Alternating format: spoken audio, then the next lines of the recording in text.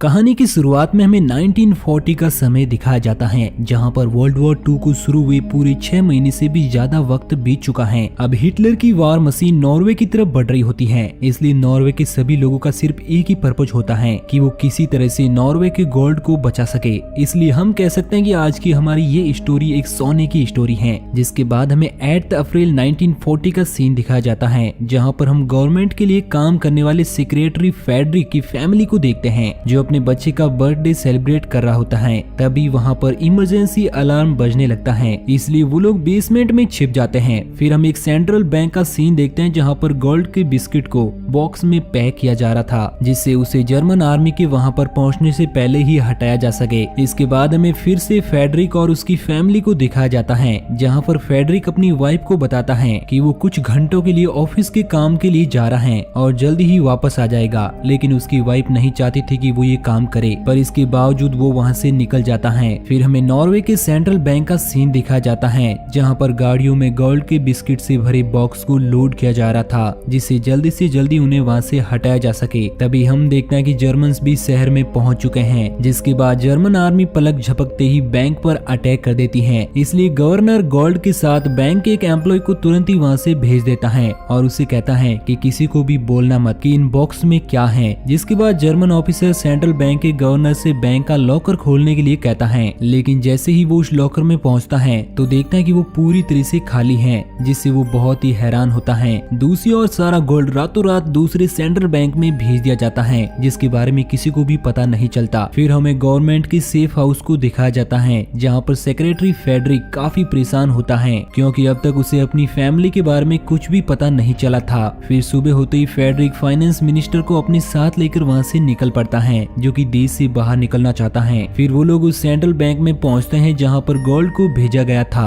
और क्योंकि फेडरिक को वो सारा गोल्ड देश से निकालने का ऑर्डर मिला था। इस दौरान जब फाइनेंस मिनिस्टर फेडरिक को छोड़कर वहां से जाने लगता है, तो मिनिस्टर उसे और उसकी फैमिली को जल्दी से जल्दी देश से बाहर निकलने के लिए कहता है, क्योंकि उसे शक था कि अगर जर्मन आर्मी को पता चल गया कि सोने को गायब करने में फेडरिक का भी हाथ है, तो वो नॉर्वे का मोस्ट वांटेड मैन बन जाएगा। फिर बैंक में फेडरिक से मिलने के लिए उसकी सिस्टर पहुंचती है, जिससे पता चलता है कि बैंक में मौजूद सारे सोने को दूसरे देश में पहुंचाने का काम फेडरिक को ही दिया गया है। तो वो भी वहीं पर रुककर उसका साथ देने का फैसला करती है, जिससे वो फेडरिक की ब्रिटिश से कांटेक्ट करने में हेल्प कर सके। फिर हम देखते हैं कि फेडरिक के साथ जाने के लिए मेजर और उसके कुछ सोल्जर्स भी आ गए हैं। फिर मेजर फेडरिक को बताता है कि ट्रेन हमें यहाँ से ले जाने के लिए स्टेशन पर तैयार है, इसलिए हमें यहाँ से जल्दी निकलना होगा। लेकिन बैंक का मैनेजर उन्हें वहाँ से गोल्ड ले जाने की इजाजत नहीं दे रहा था। हालांकि मेजर किसी और एम्प्लॉय से लॉक खुलवाने के लिए कहता है, लेकिन मैनेजर के अलावा कोई भी उस लॉक को नहीं जानता था। इसलिए मेजर बैंक मैनेजर को धमकी देता है कि अगर तुमने लॉक नहीं खोला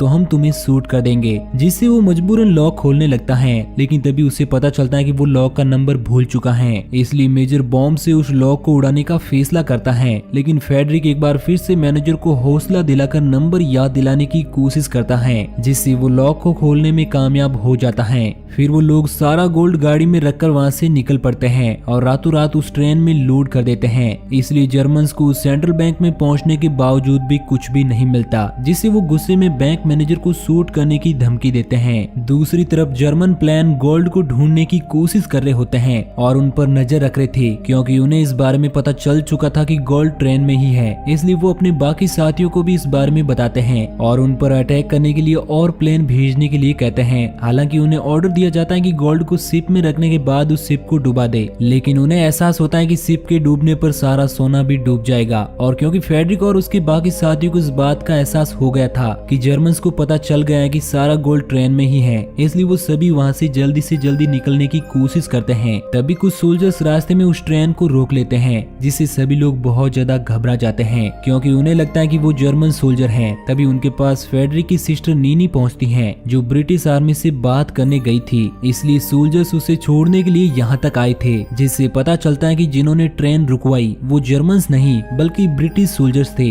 जिसके बाद वो लोग सारा गोल्ड लेकर सही सलामत शिप तक पहुंच जाते हैं, जहां पर पहुंचने के बाद फेडरिक फिर से सारे गोल्ड की डिटेल लिखता है, जिससे एक भी बॉक्स गायब ना हो सके। फिर हम देखते हैं कि जर्मन आर्मी को भी पता चल जाता है कि ट्रेन कार्गो शिप तक पहुंच चुकी है, इसलिए वो लोग वहां पर ब्लास्ट करने का ऑर्डर दे देते हैं, जिससे अलार्म की आवाज सुनते ही सभी लोग तैयार हो जाते हैं और ट्रेन के अंदर छिपने की कोशिश करते हैं। हैं। इस दौरान फेडरिक के साथ साथ बाकी लोगों की भी हालत काफी ज्यादा खराब हो जाती है। हालांकि वो ट्रेन लेकर वहां से निकलने की कोशिश करते हैं, लेकिन इसके बावजूद जर्मन आर्मी के लोग ट्रेन के कई हिस्सों को ब्लास्ट कर देते हैं, जिससे ट्रेन के अंदर मौजूद लोग मरते मरते बचते हैं। जिसके बाद ट्रेन के लोगों को मरा हुआ समझकर जर्मन प्लेन वहां से चले जाते हैं और इस मौके का फायदा उठाकर वो सभी ट्रेन में लगी आग को बुझाने की कोशिश करते हैं ताकि वो गोल्ड को जलने से बचा सके। हालांकि मेजर इन सब चीजों का जिम्मेदार फेडरिक को मान रहा था और उस पर बहुत ज्यादा गुस्सा हो रहा था, क्योंकि उसे लगता कि अगर कार्गो तक पहुंचने के बाद फेडरिक काउंटिंग नहीं करता तो वो लोग सही सलामत शिप तक पहुंचकर वहां से निकल जाते।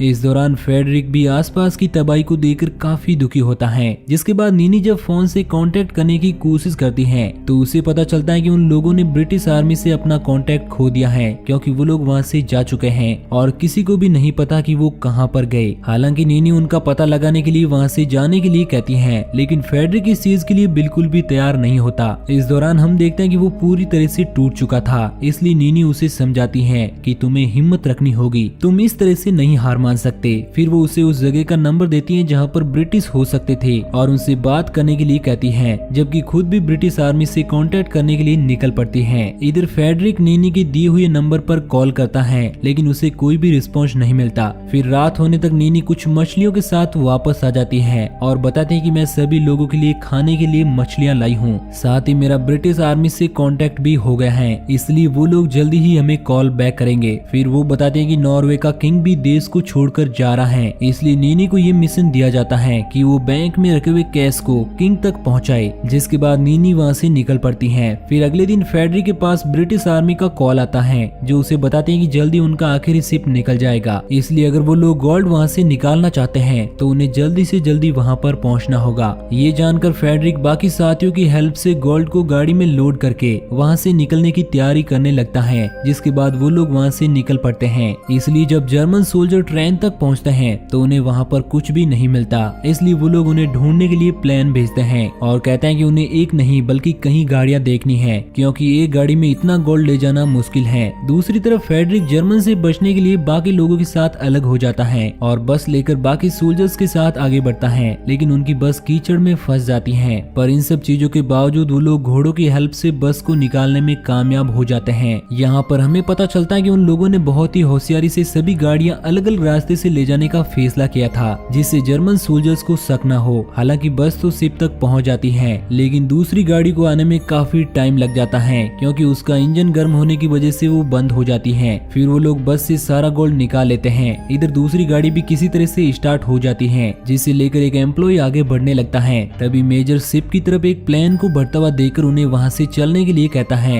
लेकिन फेडरिक शिप से उतर जाता है, क्योंकि उसे पूरा यकीन था कि दूसरी गाड़ी भी वहां पर पहुंचने वाली है। जिसके बाद हम देखते हैं कि दूसरी गाड़ी के पहुंचते ही वहां पर जर्मन सोल्जर भी पहुंच जाते हैं, जो उन्हें देखते ही उन पर अटैक कर देते हैं। फिर जब फेडरिक को एहसास होता है कि प्लेन भी वहां पर पहुंच चुका है तो वो बहुत ज्यादा घबरा जाता है, क्योंकि उसे समझ नहीं आ रहा था कि अब वो यहाँ पर क्या करेंगे। लेकिन हैरान कर देने वाली बात यह थी कि वो प्लेन उन्हें कोई भी नुकसान पहुंचाए बिना वहां से चला जाता है, जिससे उन लोगों की जान बच जाती है और वो लोग सही सलामत ब्रिटिश शिप तक पहुंच जाते हैं, जो कि दूसरे देश की तरफ जा रहा था। फिर फेडरिक के पास नीनी पहुंचती है और उसे बताती है कि ये शिप किंग के आने का इंतजार कर रहा है, इसलिए तुम्हें जल्दी करना होगा, क्योंकि उनके आते ही शिप यहाँ से निकल जाएगी। साथ ही ये भी बताती है कि इस देश की करेंसी बैंक में रखी हुई है, जिसे वो नहीं निकाल पाई, इसलिए वो जल्दी से जल्दी शिप में गोल्ड ट्रांसफर करने लगते हैं। लेकिन सारा गोल्ड लोड होने से पहले ही किंग वहां पर पहुंच जाता है, जिससे फेडरिक काफी परेशान हो जाता है और कहता है कि हमें और टाइम की जरूरत है, क्योंकि अभी बहुत सारा गोल्ड बाहर ही पड़ा हुआ था। लेकिन अब उन लोगों के हाथ में कुछ भी नहीं था। तभी फेडरिक देखता है कि नीना कहीं पर भी दिखाई नहीं दे रही है, इसलिए वो उसका पता लगाने के लिए भागते हुए उस बैंक तक पहुंचता है जहां पर करेंसी रखी हुई थी।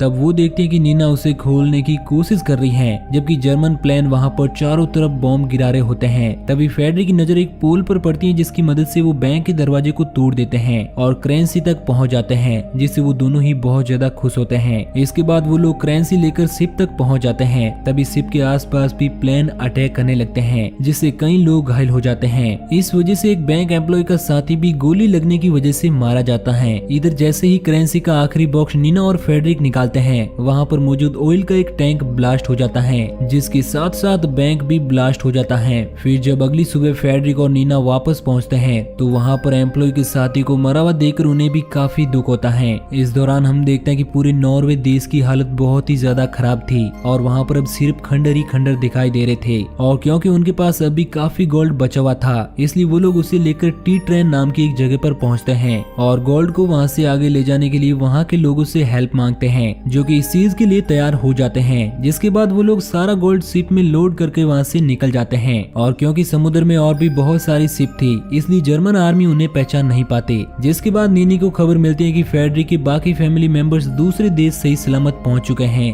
ये जानकर फेडरिक बहुत ही ज्यादा खुश होता है। फिर हमें पता चलता है कि वो बचा हुआ 18 टन सोना 9 मई 1940 को सही सलामत दूसरे देश तक पहुंच जाता है। हालांकि इसे ले जाने में पूरा 1 महीना लग जाता है, लेकिन इसके बावजूद फेडरिक गोल्ड को सही सलामत दूसरे देश तक पहुंचाने में कामयाब हो जाता है। फिर युद्ध के बाद उस गोल्ड को दोबारा से देश को बनाने में इस्तेमाल किया जाता है। इन सब के दौरान फेडरिक ने जो काम किया वो बिल्कुल भी आसान नहीं था, क्योंकि वो उस गोल्ड को लेकर समुद्र के रास्ते से ही अमेरिका पहुंच गया था। फिर हमें पता चलता है कि 1961 में 62 साल की उम्र में फेडरिक की मौत हो गई। साथ ही नीनी भी 1996 में 88 साल की उम्र में मर गई। इसी के साथ ये मूवी यहीं पर एंड हो जाती है। तो दोस्तों, आपको किस तरह की कहानियां देखना पसंद है हमें कमेंट के माध्यम से जरूर बताना और इसी तरह की कहानियों के डेली डोज के लिए हमारे चैनल को सब्सक्राइब जरूर करना।